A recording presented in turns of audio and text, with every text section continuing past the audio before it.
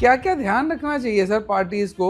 एक तो इंश्योरेंस लेते वक्त ध्यान रखना चाहिए, उसके बाद बीच में भी कई बार उनके पास डॉक्यूमेंट्स पूरे नहीं होते हैं, इधर उधर हो जाते हैं। जो जब चेकलिस्ट। फायर हो गया, हाँ जी। फायर हो गया तो सारे बिल सड़ गए, उसके इनवॉइसेस, तो राइट। वो कहाँ से लाएगा? तो इस चीज़ की एक सोल्यूशन है जी। कि आप जितने आपकी लेजर या बैकअप है या जिससे आपने माल लिया उससे जीएसटी रिटर्न तो नहीं ना सड़ गया, हाँ वो तो हाँ। ऑनलाइन है, उससे निकल आएगा। तो there are many ways, right. Provided he is guided properly and surveyor is ready to help them.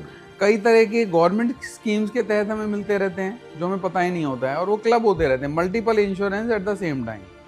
Even यहाँ तक कि हम जो लोन्स लेते हैं उनके अगेंस्ट भी इंश्योरेंस हमें लेने पड़ते हैं, पर बाद में उसका जब जरूरत पड़ती है तो कोई हिसाब किताब नहीं होता, पता ही नहीं पड़ता है क्या करना है क्या नहीं करना और कैसे उनको यूज करना है।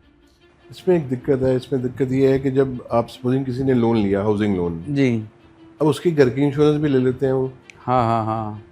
और मोस्ट लाइकली जिसके नाम का है उसका लाइफ, उसका क्रेडिट इंश्योरेंस बोलते हैं उसको। ओके। जितना लोन है उतने अमाउंट का उसका लोन ले लेते हैं, इंश्योरेंस ले लेते हैं। बट वो प्रॉब्लम ये है कि मोस्ट ऑफ द टाइम्स जी। वो पॉलिसी पार्टी के पास, पॉलिसी होल्डर के पास पहुंचती नहीं है। और ओके। वो पूछने वाला भी नहीं हो सकता होता, क्योंकि उसने उससे लोन लिया होता है, हाँ हाँ उसकी हाँ ईएमआई जा रही है। हाँ हाँ अब उस पर इंश्योरेंस डिडक्ट हुई है नहीं हुई है, क्या हुआ है, वो बेचारा ईएमआई में फंसा हुआ है, तो उसमें लिया होता है उन्होंने। अब इन केस उस बॉर्वर की डेथ हो जाता है या एक्सीडेंट हो जाता है, तो उसको पता ही नहीं है कि मेरी पॉलिसी है उसमें।